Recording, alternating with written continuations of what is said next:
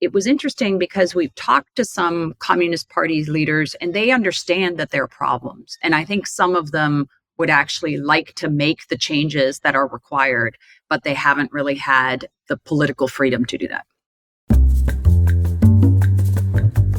Welcome to Global Dispatches, a podcast for the foreign policy and global development communities and anyone who wants a deeper understanding of what is driving events in the world today.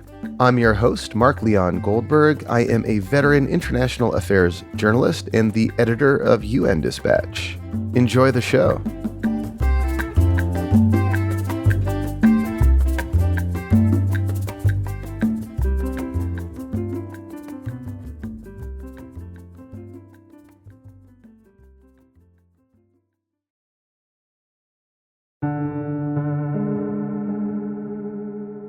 From July 15th to the 18th, the Chinese Communist Party is holding a gathering known as the Third Plenum. This is a highly anticipated political event for the fact that Xi Jinping and party officials are expected to announce some key economic reforms intended to spur the Chinese economy. For the past several years, really since COVID, the Chinese economy has been lagging. And according to my guest today, Anja Manuel, that is in large part because Xi Jinping has prioritized regime security over economic growth. Anja Manuel is the executive director of the Aspen Security Group.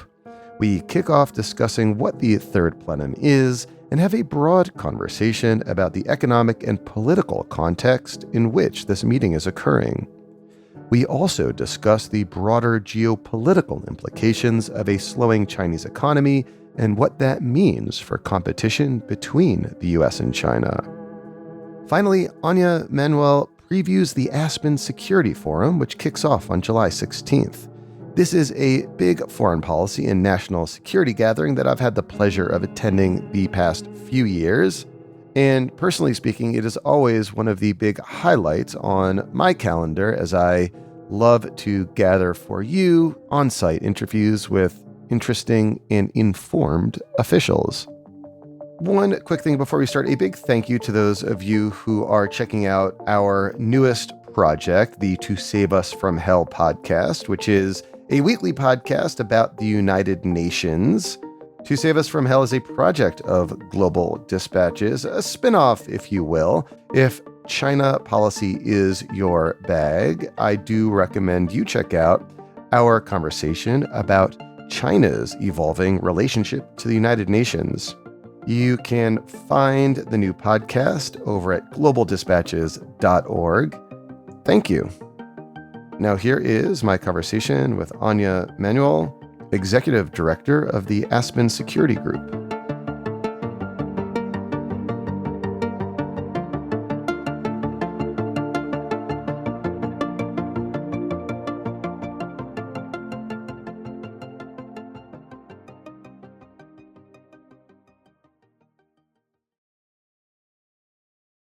Anja, to kick off, can I just have you explain for those unfamiliar, what is a Third Plenum? Yeah, it's a big couple of weeks in the foreign policy world. Of course, you have the NATO summit happening in Washington right now as you and I speak. And next week, there will be what you said is the Third Plenum in Beijing. That is a really important meeting where the Chinese Communist Party Central Committee, all of its members, the voting and the non-voting meet. And traditionally, the Third Plenum is one where people come up with big economic directions and political directions for the country. So it's like one of the big moments on the Chinese political calendar. It is. Could you just explain the political economic context in which this Third Plenum is happening next week? I think our expectations for change coming out of this should be modest because we all know Xi Jinping. He's shown his stripes. He's been in power for a long time. And what he has done during his entire tenure as president of China is to prioritize national security and political survival of the Chinese Communist Party above economic growth. So there have been some commentators in the West who are saying, well, maybe now the Chinese Communist Party is finally realizing that growth is 0 or 1 to 2%, depending on who you believe, and it's time to make those big economic reforms. I would be surprised if we see anything more than minor tweaking around the edges, because it just doesn't seem to be Xi Jinping's way of doing things, and he is clearly the man in charge. Why is economic growth been so slow these last, several years now in China? Well, a couple of reasons. Of course, the COVID pandemic impacted everyone, the whole world. And China's shutdowns were longer and far more draconian than anything we experienced in the West. Like, if you can just imagine, here we all felt we were locked into our houses. But in China, you have these photos of people going around in hazmat suits, people literally locked into their apartment buildings, these huge traffic circles that would normally have thousands of cars going by a minute, just totally empty. So you're shutting down an entire economy, and it took a little while to ramp back up again. That's reason one. Reason two is, even though Xi Jinping has under him some people who are good technocrats, could be good economic stewards, he has, when given a choice between reform and opening up and allowing for economic growth, he has always chosen the opposite. Like I just said, he's chosen political clampdown. And what you're seeing is a run for the exits from foreign companies. You're seeing foreign direct investment in China go negative for the first time ever. Yeah, I saw that. That's kind of remarkable that last year it was for the first time ever. As you said, they've reduced their foreign direct investment. It's absolutely remarkable. And you're saying that's just like flowing directly from political decisions by Xi Jinping? Yeah, I think so. I mean, in my private sector role, I work with a lot of US companies, some of whom used to do a lot of business in China. And people are looking at other markets in Asia that are just easier and more welcoming. They're looking at Southeast Asia, Vietnam, Philippines, other places. And it's just more and more difficult to do business in China. It's harder and harder for expats to be there. And let me say another thing about Chinese entrepreneurs. I used to see a lot of them because I live out here in Silicon Valley, and the big Chinese tech entrepreneurs would come back and forth to Silicon Valley all the time. They're scared. And a lot of them have moved their families out of the country. Some are staying. But the huge growth engine that was the Chinese private sector has also been chastened and reeled in a little bit.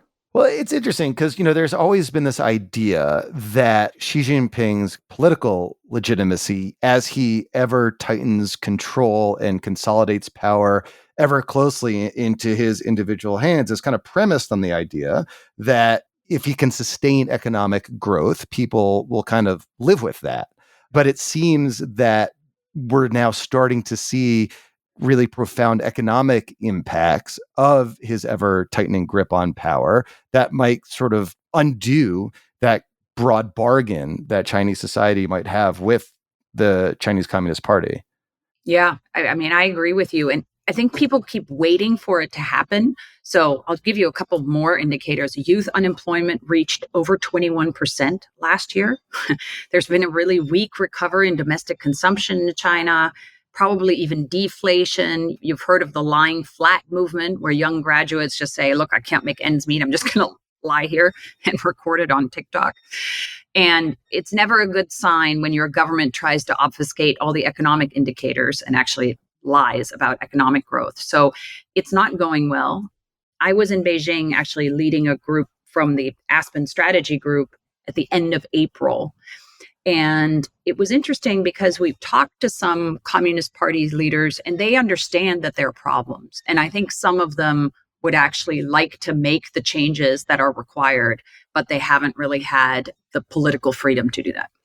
So in this economic and political context, and I guess I suppose that sort of what happens at the plenum is probably pretty opaque, but is there like a general sense of what outcomes might result from this meeting in terms of like any meaningful economic reforms that might spur the economy?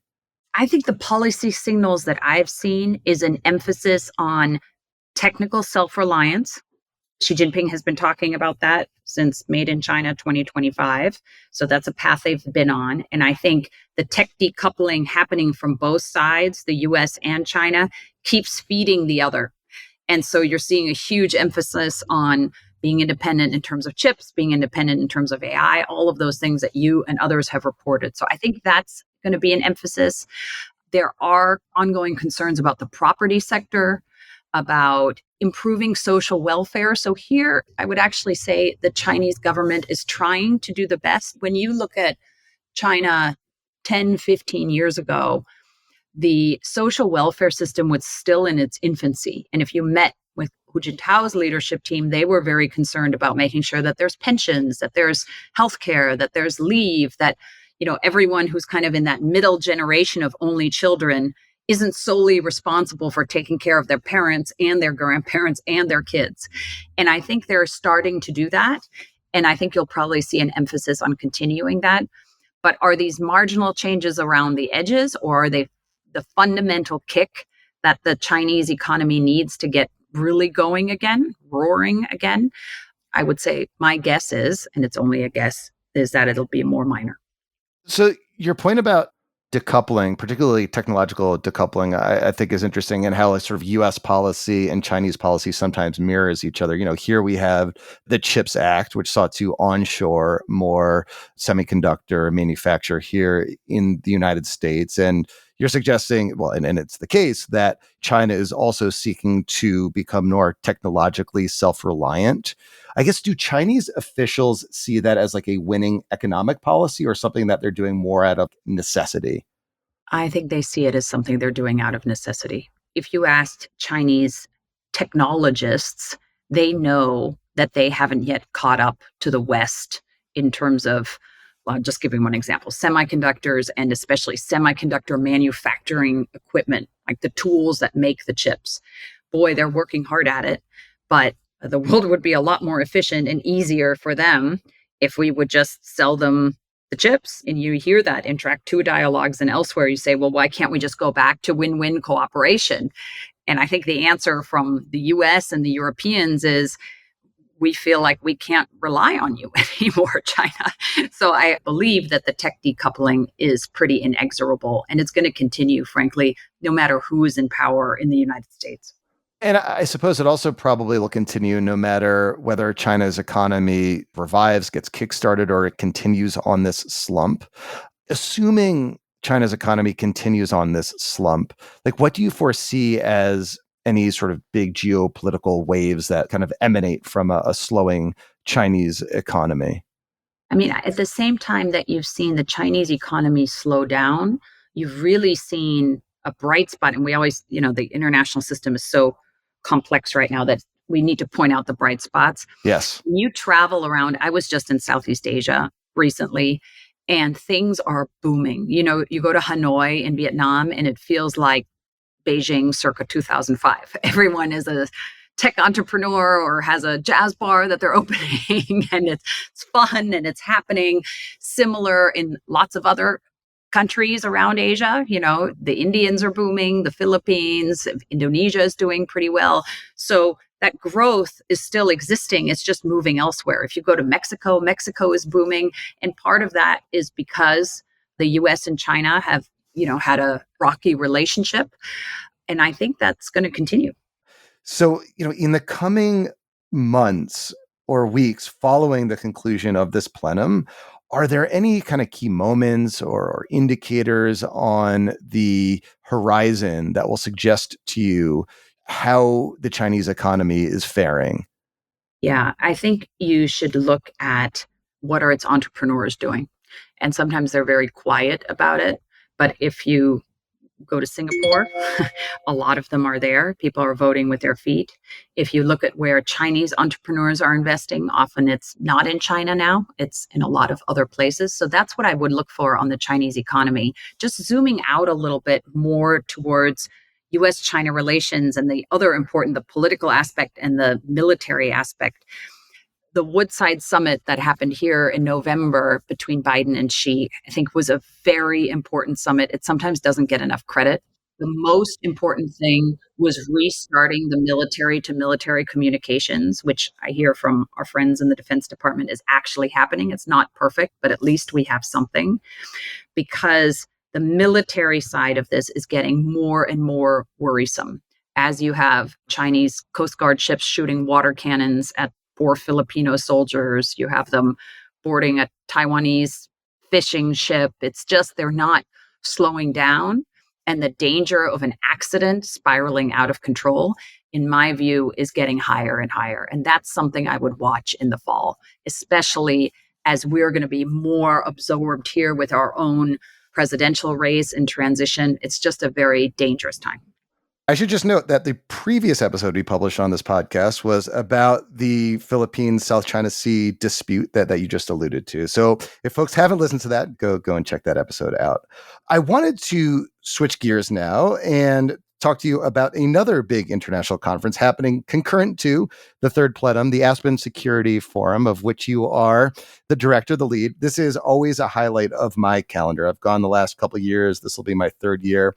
I personally find it extremely valuable. I know my audience does as well, because I've gotten some great interviews over the years on site at the forum for the podcast. So first of all, thank you for putting on this great conference. It's always great.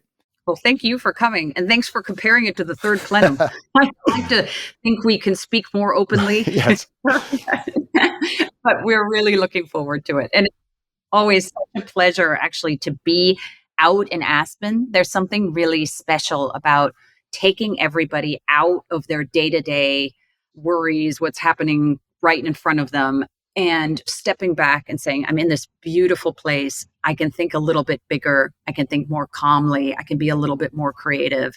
And that's what we're really trying to create there. We're trying to create the premier US-based international foreign policy conference where people can create new partnerships, different ways of looking at problems. And so you'll let me know if we succeed. Yeah. And I should say, like, as a journalist who attends these various things, one thing I do appreciate about Aspen is that, like, journalists are not like segregated off. We're all kind of one community interacting with each other. And there's always some great headliners. To me personally, I always look forward to hearing from CIA Director Bill Burns. It's like one of the very rare public forums in which a CIA director will speak publicly, take questions from a great reporter. I always appreciate that. What are you looking forward to this year? What are kind of the key things and themes that you suspect will emanate from the mountains in Colorado? Yeah, we're of course talking about all of the enormous issues facing us in the day. So the Supreme Allied Commander Cavoli is coming straight from NATO to speak to us. We have a lot of people talking about Asia, including the Singaporean defense minister, who'll give us a view from the Indo-Pacific about how he sees things. A lot of our very senior military leaders. We have Laura Richardson, who runs Southcom and is seeing a lot of what's happening in Latin America. We have CQ Brown, and of course, we have a lot of the Biden cabinet and conservatives, several senators and folks who served in the Trump and other Republican administrations, Condi Rice, Bob Gates. So I'm just looking forward to having conversations about the really complex international system that we're facing right now, frankly, with great powers acting badly, but also to come up with some creative solutions. And I'll give you an example of the kinds of things that we've seeded at Aspen. So, for example, we started a partnership 2 years ago now with Walton. The Walton Foundation does a lot of work on K-12 education. And we started a project with them to make STEM education in the United States and K-12 education really a matter of national security, and it's getting some real traction.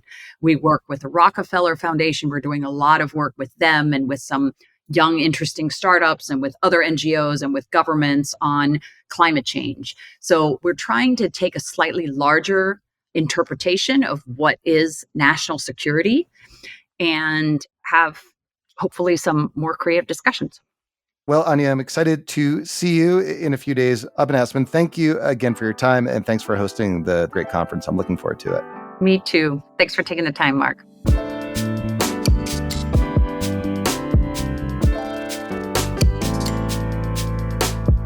Thanks for listening to Global Dispatches. The show is produced by me, Mark Leon Goldberg.